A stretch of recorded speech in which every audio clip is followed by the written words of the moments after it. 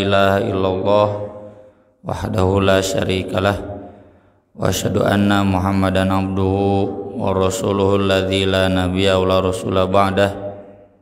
Allahumma shalli wa sallim wa barik ala Muhammad wa ala alihi wa sahbihi wa man tabi'ahum bi ihsan, amma ba'd.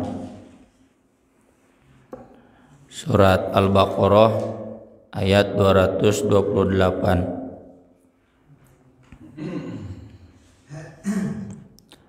A'udzu billahi minasy syaithanir rajim.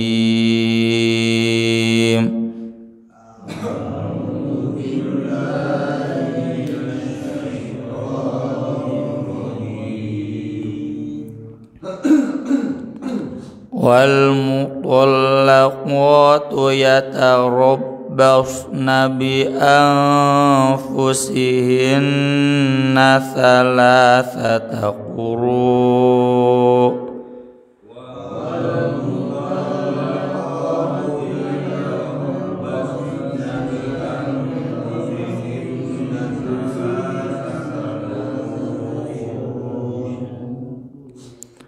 ولا يحل لهن أن يكتمن ما خلق الله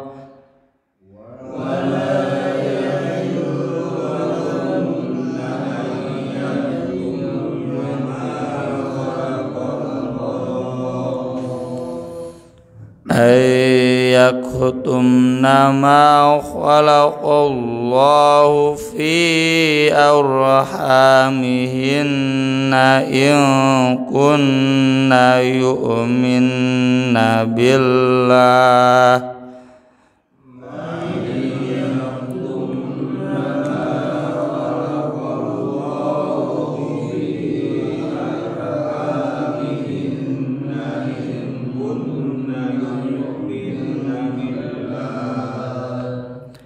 in kunna yu'minna billahi wal yawmil akhir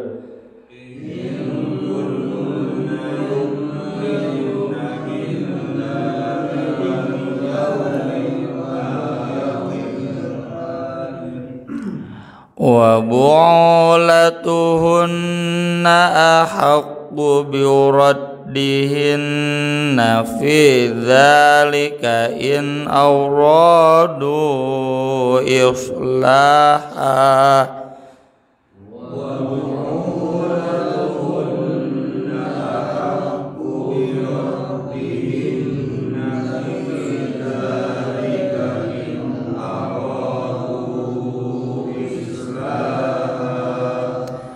walahunna mithlul ladzi 'alaihinna bil ma'ruf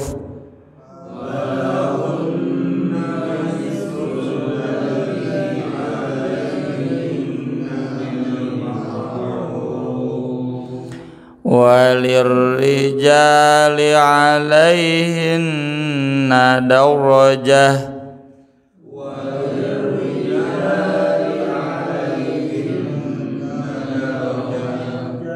wallahu azizun hakim.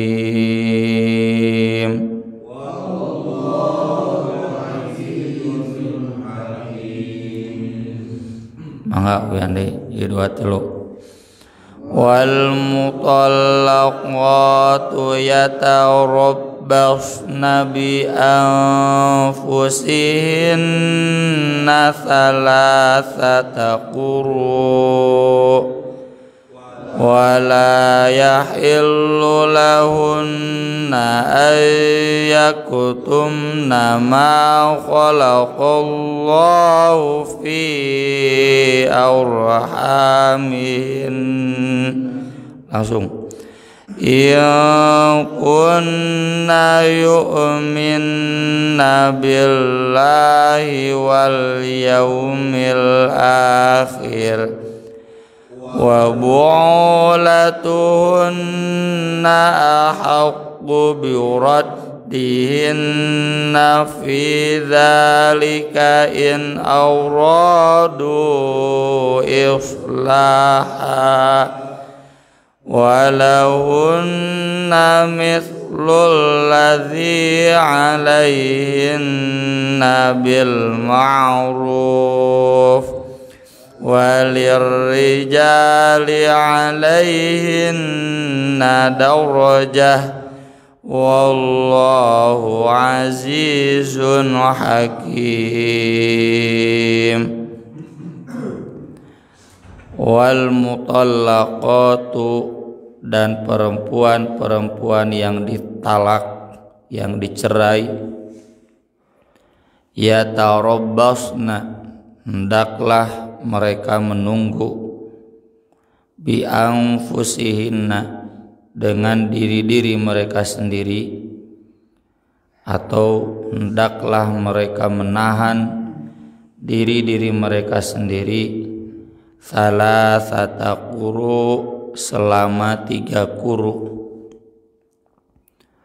Wala yahillu, dan tidak halal, lahunna, bagi mereka perempuan-perempuan yang ditalak itu, ayyaktumna, menyembunyikan, ma khalaqallah, apa yang Allah ciptakan, fi aurhamihinna, dalam rahim-rahim mereka, in kunna, jika keadaan mereka, yu'minna, beriman, billahi, kepada Allah, wal yaumil akhir, dan hari akhir.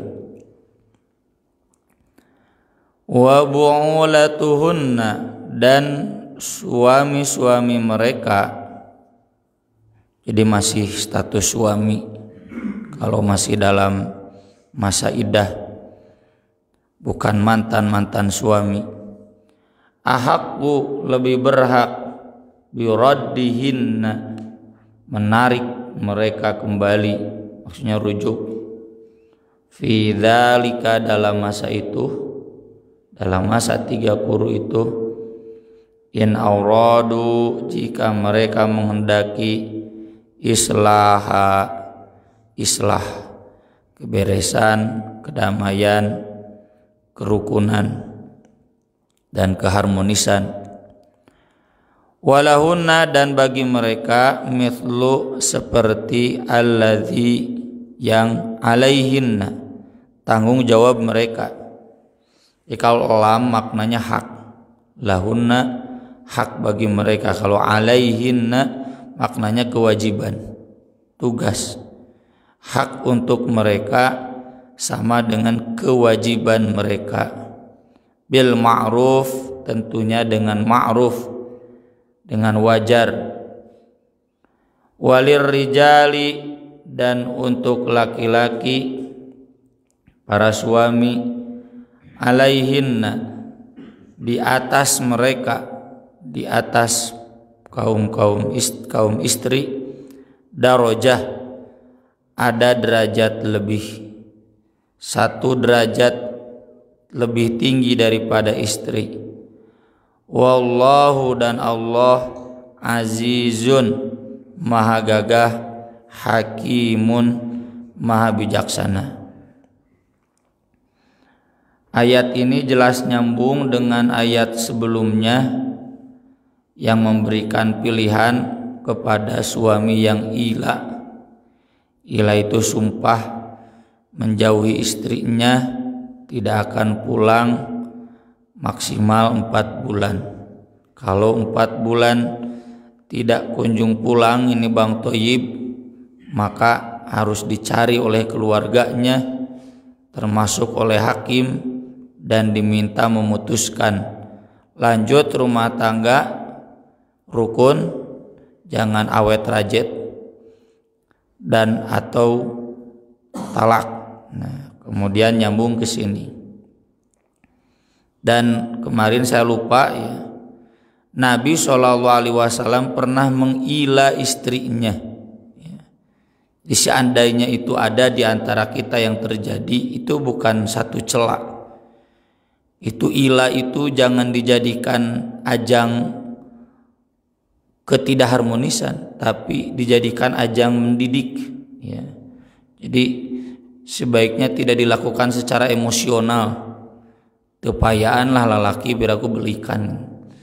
Tapi lelaki melakukan ila itu seperti Nabi sebagai pendidikan. Ya. Seandainya ada di antara kita, ya mudah-mudahan tidak, naudzubillah min dzalik, yang sampai melakukan itu, maka kita ataupun keluarganya ya harus terima, itu hak suami. Ya. Misalkan si A mengila istrinya 1 bulan, sumpah tidak akan pulang, tidak akan ngasih resiko. Ya. Urus resiko yang ada buat anak saja, istrinya enggak. Ya. Atau seadanya saja. Ya. Kalau sampai menelantarkan itu tentu kewajiban, menelantarkan kewajiban doraka. Maksud saya tidak akan ngasih resiko itu, pokoknya mah pas-pasan sama hina dahar gitu, yang wajib. Boleh suami melakukan itu, dan itu harus niatnya pendidikan. Dan itu pernah dialami oleh Nabi ketika Nabi SAW diprotes ya oleh istri-istrinya terkait, ada riwayat menyebutkan ingin naik derajat resiko, ya, ingin hidup sedikit mewah seperti penguasa-penguasa Romawi, penguasa-penguasa Persia, ya. Maka Nabi saat itu langsung nyuruh milih, ta'alaina ummati'kunna wa usarrihkunna sarahan jamila in kuntunna turidnal hayatad dunya wa zinata. Silakan milih. Kalau memang ingin kehidupan dunia, ingin perhiasannya, ingin hidup kaya, hidup mewah, saya ceraikan sekarang juga, saya kasih bekal yang istimewa buat kalian semua istrinya. Tapi kalau in kuntunna turidnallaha wa rasulahu wad daral akhirah fa innallaha a'adda lil muhsinati minkunna ajran 'azima. Kalau kalian ingin memilih Allah, Rasulnya, negeri akhirat, janji kehidupan yang baik nanti akhirat lebih baik daripada kehidupan mewah di dunia. Tentu bukan berarti Nabi pedit ya, merengkel cap jahe mere resiko ukur 1000 mendina lagu enggak. Nabi itu kan dermawan, masa ke orang lain dermawan, ke istrinya tidak dermawan? Sebagaimana sering kita bahas, Nabi SAW itu menyesuaikan dengan rakyat saat itu. Rakyat saat itu banyak yang miskin, maka mustahil Nabi hidup lebih atas dari rakyatnya. Nabi berbagi dan mengajarkan istrinya pun seperti itu. Masa istri-istrinya hidup mapan mewah, sementara standar masyarakat saat itu banyak yang miskin. Nah itu yang diajarkan oleh Nabi ke istrinya. Istrinya pingin agak sedikit naik, Nabi nggak mau, Nabi ngasih pilihan dan Nabi sampai ila. Ada juga riwayat yang menyebutkan ila Nabi itu karena surat At-Tahrim itu, ya, kecemburuan istri-istri Nabi ketika Nabi sering mendatangi ibunya Ibrahim, ya, putra Nabi yang wafat ketika gerhanakan. Itu bukan istri Nabi, itu hanya hamba sahaya. Istri Nabi 9. Cemburu. Ada juga yang menyebutkan kecemburuan itu karena Nabi sering makan di rumah istri A yang makanannya enak. Nah istri-istri lain cemburu. Pokoknya intinya Nabi ila itu karena mendidik, dan Nabi mengilanya ke istri-istrinya, saya tidak akan pulang selama 1 bulan. Dan sesudah 29 hari baru Nabi pulang. Ditanya oleh sahabat, katanya Nabi mau ila sebulan, ini baru 29 hari kok sudah pulang. Terkenal hadisnya, asyahru hakadha hakadha hakadha wasyahru hakadha hakadha wa hakadha. Saya nggak bilang 30 hari, saya bilang 1 bulan. 1 bulan itu bisa 29, bisa 30. Jadi kalau saya pulang tanggal 29, enggak sebulan lagi. Karena sebulan ada 29 hari. Nah itu jadi Nabi pun pernah mengilah. Seandainya bapak-bapak terpaksa ya harus mengilah, lakukanlah ya. Jangan kemudian jadi tabu. Niatnya seperti Nabi. Ini istri saya kurang ajar ya. Naudzubillah min daliknya. Kurang sopan, kurang ajen. Tidak memperhatikan ar-rijalu qawwamuna 'alan nisa. Saya mau ilah ngan cenah ilana ka mana katau bah cukup WC aya. Cai aya, piring aya gitu. Haneut di sini. Silakan. Tujuannya menghukum istri ngan tong ka sabulan lah nya bisi bapak gitu kuat. Seminggu gitu. Silakan. Ya. Istri itu seandainya bapak sumpah tidak akan pulang 2 hari pun itu sudah jadi cambuk yang keras ya. Ketika apa? Ketika nuzuz itu istri itu berani tidak menghargai posisi bapak sebagai kepala rumah tangga yang punya kebijakan mengarahkan agama, merendahkan seakan-akan suami itu di bawah istri. Wah ini sinetron nih namanya, suami takut istri ciri kiamat gitu ya.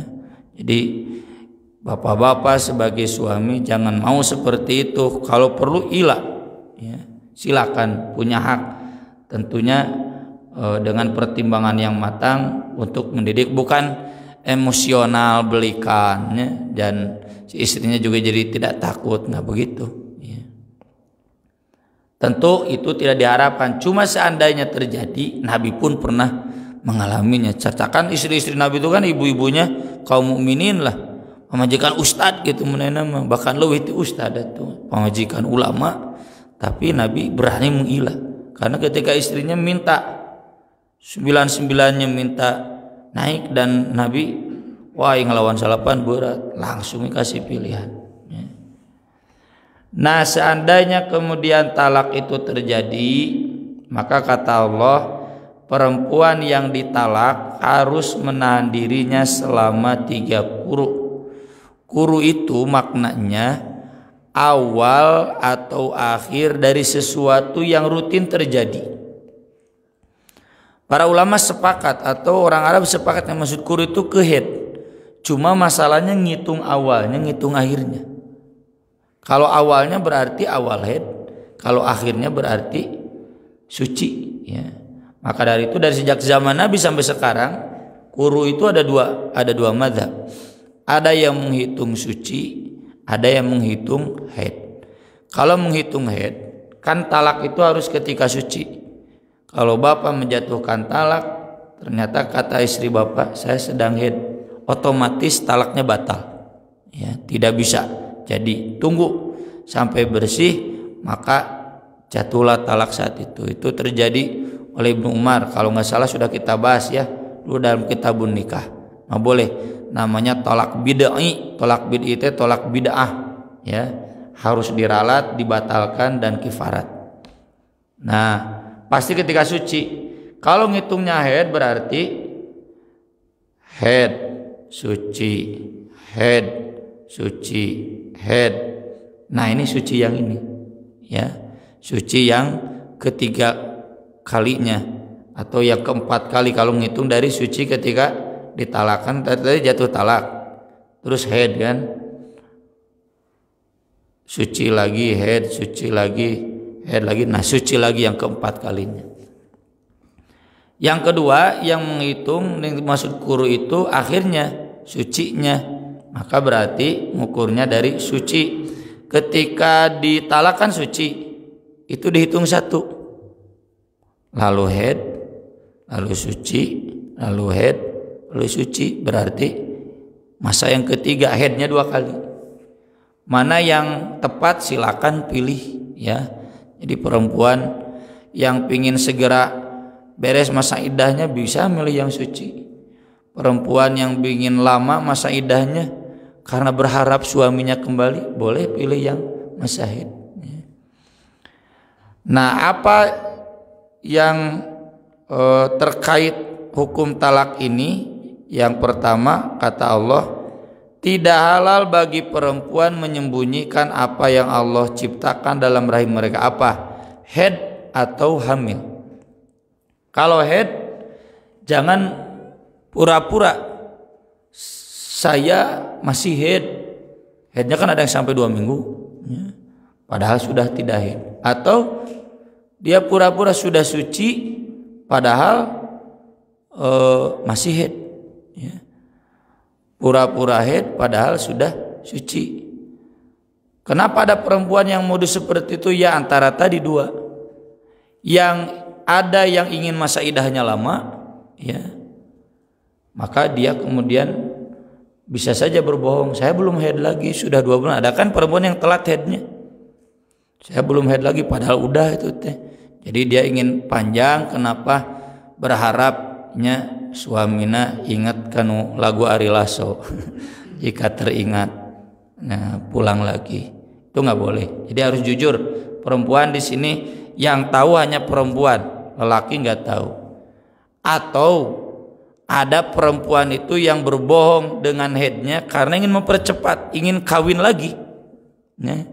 Geus loba anu nyalalampeurkeun nya komo randa beng serat cenah gitu. Nya geulis nya ngorakeun nya beunghar. Pasti banyak yang mendekati. Nah, dia nggak kuat ingin nikah lagi, maka berbohong dengan padahal misalkan haidnya dia baru 1 kali, lama nggak ada haid lagi. Ngadadak ngadoa hayang haid, ya, gara-gara sudah banyak lelaki yang mendekati.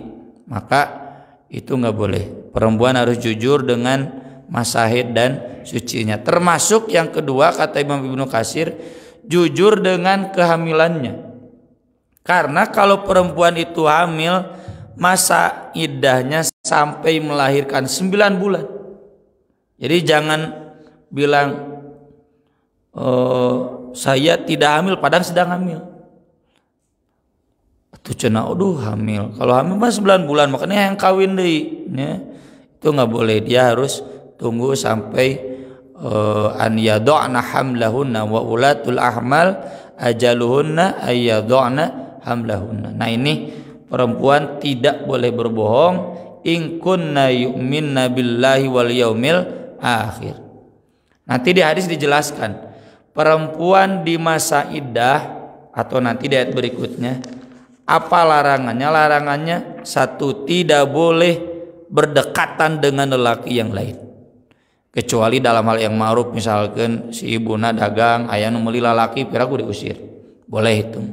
Berdekatan di sini tanda kutip, ya.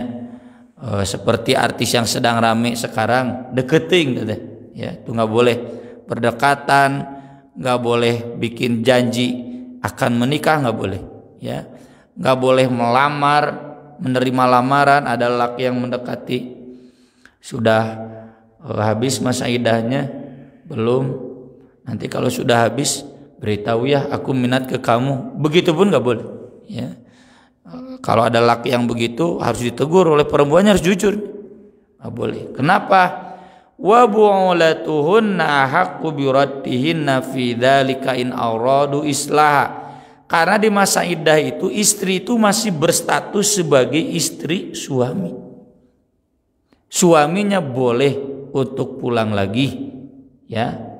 Dan itu ada yang mengatakan perlu saksi, ada tidak, ya.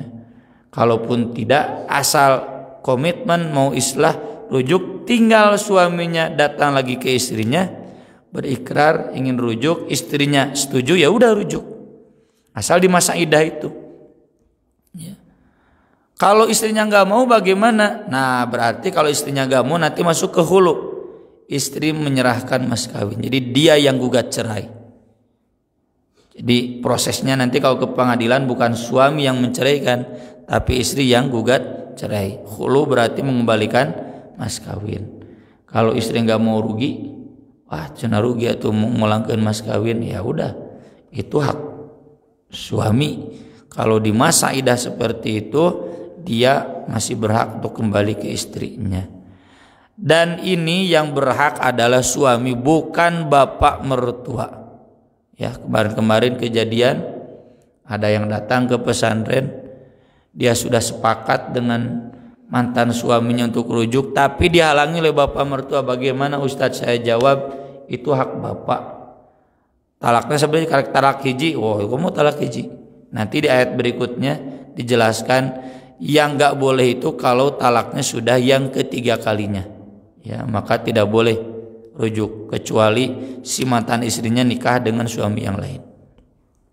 Nah, kalau beres masa iddah, suami tidak bisa rujuk begitu saja. Suami harus menikah lagi. Dan di sini yang berwenang nanti walinya, bapak mertua atau kakaknya, ya. Lobinya bukan hanya ke istrinya saja tapi juga ke walinya, dan berjuang untuk meyakinkan walinya menikahkannya lagi ke sana. Nanti ada ayatnya di ayat berikutnya, seorang wali nggak boleh menahan-nahan putrinya atau adik perempuannya untuk kembali ke mantan suaminya meski sudah habis masa iddah, karena itu hak mereka. Ya, jadi kalau sudah habis masa iddah, nah ini baru nikah lagi berarti ada saksi lagi, ada lebih lagi, ada akad lagi, ada mas kawin lagi gitu. Tapi kalau yang tadi rujuk, tidak perlu ada akad lagi, tidak perlu ada saksi lagi, tidak perlu ada mas kawin lagi, langsung aja kembali. Bedanya itu. Tentu dengan syarat ketika mantan suaminya mau balik lagi ke istrinya yang sudah habis masa iddah, istrinya belum diperistri oleh lelaki yang lain. Kalau sudah diperistri oleh lelaki yang lain, hukumnya haram. Wal musonatu minan nisa, termasuk istri yang bersuami, nggak boleh menikahi istri yang bersuami. Kemudian istri punya hak yang sama dengan kewajibannya.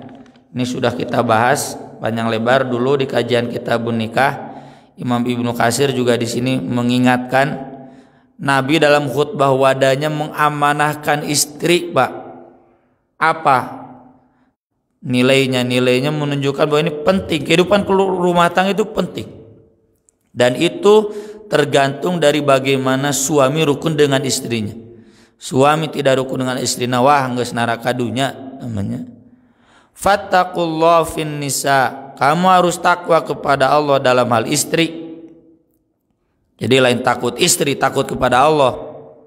Fa innakum akhadtumuhunna bi amanatillah wastahlaltum furujahunna bi kalimatillah. Kalian dulu menikahi mereka dengan amanah Allah, dan kalian juga bisa tidur dengan mereka itu dengan kalimah Allah. Walakum alaihinna alla yuti'na furushakum ahadan takrahunahu. Hak kalian yang harus dipenuhi oleh istri. Istri tidak boleh memasukkan ke ranjang kamu seorang pun yang kamu tidak suka, maksudnya haram zina. Fa in fa'alna dzalika fadribuhunna darban ghairu mubarrihin. Kalau mereka melakukan itu, ya, dalam konteks ini duduaan. Ya, istri, kalau suami ada kelonggaran, kalau istri nggak ada kan. Kelonggaran itu maksud saya karena boleh poligami, tapi bukan berarti boleh bobogohan, anggar doraka. Jadi kalau istri wani bobogohan, duduaan, ya, itu silahkan pukul, tapi jangan yang mencederakan. Kecuali kalau sudah berulang kali, boleh, ya. Nah, tetap tong mencederakan, pukul yang keras boleh. Walahunna rizquhunna wa kiswatuhunna bil ma'ruf, dan kalian suami wajib memberi rizki dan memberikan pakaian dengan ma'ruf, dengan wajar sesuai kemampuan. Dalam riwayat lain ketika Nabi ditanya apa hak istri yang harus dipenuhi oleh kami para suami, antu ta'ima idza ta'imta wa taksua idza tasaita, memberi makan sesuai yang kamu makan, memberi pakaian sesuai yang kamu pakai. Mun standar orang mere pakaian teh standar yang menengah, istri juga begitu. Jika kalau istri pingin standar yang tinggi padahal suaminya standar menengah, itu istri geus dolim tah, geus ngalunjak ka salaki, rada dicarekan saeutik, ya. Jangan sampai istri ngalunjak pada suami. Wala tadribil wajh, tidak boleh memukul wajah. Kan ada tadi boleh memukul, nggak boleh memukul wajah. Wala tuqabbih, jangan menjelek-jelekan. Wah, sia dasar torek, ya, dasar kopet. Ke istri nggak boleh. Dasar tuli kamu bisu. Wala tahjur illa fil bait, jangan menjauhinya, menghukum. Kan boleh ya wahjuruhunna fil madaji. Kalau istri keterlaluan, jauhi ranjangnya. Maksudnya jangan tidur bareng dengan istri. Itu bukan berarti boleh keluar rumah. Cukup di rumah, kecuali tadi ila. Kalau ila itu level lebih atasnya lagi. Nah, ini semua berhak untuk suami lakukan. Kenapa? Walir rijali alaihinna darajah. Suami itu punya derajat lebih tinggi daripada istri. Meski bagaimanapun, kata Ibnu Katsir, dalam hal fisik suami lebih tinggi, dalam hal rizki, dalam hal kecerdasan, dalam hal kematangan emosi, ya. Tapi bukan berarti kemudian ibu menjadi makhluk kelas rendah dalam Islam, karena ibu itu diperuntukkan untuk hamil, melahirkan, menyusui, dan itu berarti memang mentalnya harus lembut, emosinya harus lembut. Dan dalam hadis justru ibu lebih tinggi derajatnya dari bapak karena itu. Jadi bapak kuat mentalnya, fisik sesuai dan porsinya, kewajibannya. Ibu lemah emosinya, sensitif, lemah fisiknya sesuai dengan porsi penciptaannya. Islam bukan berarti kemudian meninggikan laki-laki, merendahkan perempuan, tidak. Dalam konteks kebersamaan pan kudu aya pamimpin, dan pemimpinnya ini wajib laki-laki. Jadi bapak-bapak yang masih suka didikte oleh istri, nya bapak teh geus mangneangankeun duitna, nya disiksa kudu ngagawean anu, hari pamajikanna si dendang we nya medsos, wah eta mah kudu diwarah, ya. Perempuan seperti itu tidak hormat sama suami, lupa dengan ayat ini. Wallahu azizun hakim, Allah Maha Gagah dan Maha Bijaksana. Aku qouli hadza wa astaghfirullah li wa lakum. Subhanakallahumma bihamdik asyhadu an la ilaha illa anta astaghfiruka wa atubu ilaik. Wassalatu wassalamu ala rasulil karim. Wassalamu alaikum warahmatullahi wabarakatuh.